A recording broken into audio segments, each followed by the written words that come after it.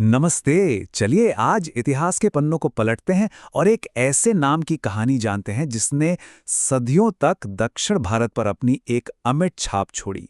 और वो नाम है चालुक्य। देखिए, ये कहानी सिर्फ एक राजा या एक राजधानी की नहीं है, बल्कि एक ही वंश की तीन, जी हाँ, तीन शक्तिशाली शाखाओं की कहानी है।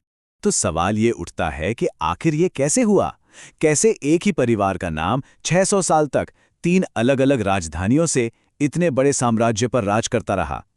ये कहानी है उनके बार-बार उठ खड़े होने की, फैलने की और दक्षिण भारत की राजनीति, संस्कृति और इतिहास को एक नया आकार देने की।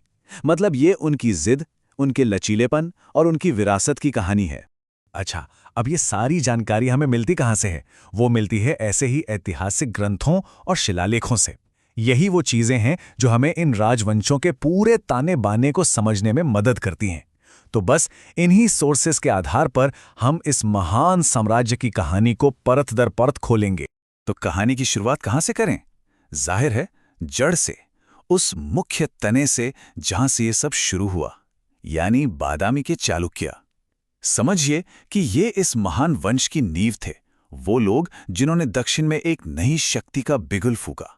देखिए, इस वंश में एक से बढ़कर एक शासक हुए।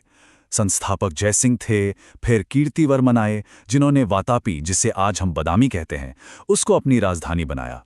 पर इन सब में एक नाम ऐसा था जो सोने की तरह चमकता है, और वो थे पुलकेशिन द्वितीय। पुलकेशिन द्वितीय, इसमें कोई शक नहीं कि ये बादामी के चालुक्यों में सबसे ज्यादा शक्तिशाली और मशहूर शासक थे।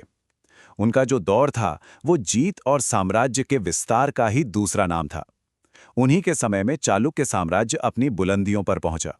और उनकी सबसे बड़ी मिलिट्री अचीवमेंट क्या थी? वो थी उत्तर भारत के उस समय के सबसे ताकतवर सम्राट हर्षवर्धन पर जीत। ये कोई मामूली जीत नहीं थी, बिल्कुल नहीं। इस एक जीत ने मानो उत्तर और दक्षिण के बीच एक लकीर खींच दी और चालुक्य साम्राज्य को एक सुपर पावर के तौर पर स्थापित कर दिया। इस जबरदस्त जीत के बाद पुलकेशिन द्वितीय ने एक बहुत ही पावरफुल टाइटल लिया, दक्षिणापथेश्वर। इसका मतलब क्या है? इसका मतलब है पूरे दक्षिण के स्वामी या लॉर्ड ऑफ द साउथ। बस इस एक उपाधि ने यह तय कर दिया कि दक्षिण भारत के बेताज बादशाह वही हैं। लेकिन कहते हैं ना, हर बड़ी कहानी में एक मोड़ आता है। इस अध्याय का अंत भी बहुत नाटकीय हुआ। अपने पावर के पीक पर होने के बावजूद पुलकेशिन द्वितीय को आखिरकार अपने ही एक पड़ोसी दुश्मन पल्लवों के राजा नरसिंह वर्मन प्रथम के हाथों हार का सामना करना पड़ा और इस लड़ाई में वो मारे गए। पर क्या बादामी के पतन का मतलब चालुक्य वंश का अंत था? बिल्कुल नहीं। जब पेड़ का मुख्य तना कमजोर पड़ा तो उसी जड़ से एक और ताकतवर शाखा फूटी। ये थे पश्चिमी चालुक्य।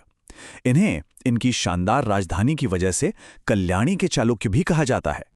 इस शाखा की नींव रखी तैलप द्वितीय ने, और इस ब्रांच के राजाओं ने चालुक्य पावर को एक तरह से फिर से जिंदा कर दिया।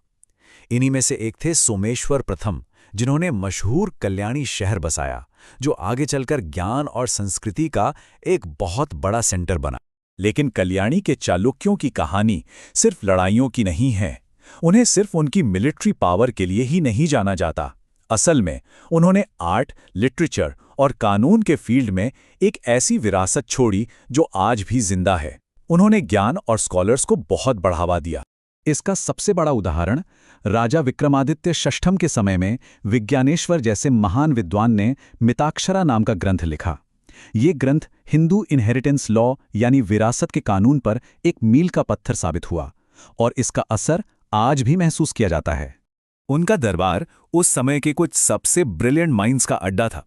एक तरफ महान कानून के जानकार विज्ञानेश्वर थे, तो दूसरी तरफ कश्मीरी कवि बिल्हण भी थे। बिल्हण ने तो अपने राजा, अपने पेट्रन के सम्मान में उनकी पूरी बायोग्राफी ही लिख डाली, जिसका नाम था विक्रमांक देवचरित। चलिए अब इस कहानी के तीसरे और आखिरी हिस्से पर चलते हैं। यह है परिवार की तीसरी बड़ी शाखा। यह चालुक्य पावर का एक नया एक्सपेंशन था, जो उन्हें एक बिल्कुल नए इलाके में ले गया, पूर्वी दक्कन, और इन्हें जाना गया वेंगी के पूर्वी चालुक्य के नाम से। इस ब्रांच को शुरू किया था पुलकेशिन द्वितीय के भाई विष्णुवर्धन ने। उन्होंने अपनी राजधानी बनाई वेंगी में, और आज के आंध्र प्रदेश के जो कोस्टल एरियाज हैं वहां पर राज किया। धीरे धीरे इस पूर्वी शाखा ने अपनी एक अलग पहचान बना ली और सदियों तक चोल जैसे बड़े बड़े साम्राज्यों के बीच अपनी जगह बनाए रखी। तो ये थी 3 अलग अलग लेकिन आपस में गहराई से जुड़ी हुई कहानियां। चलिए अब इन तीनों धागों को एक साथ पिरोते हैं और इस महान वंश की पूरी तस्वीर को एक नज़र में देखते हैं। ये जो टेबल है ये पूरी कहानी को एकदम साफ कर देती है।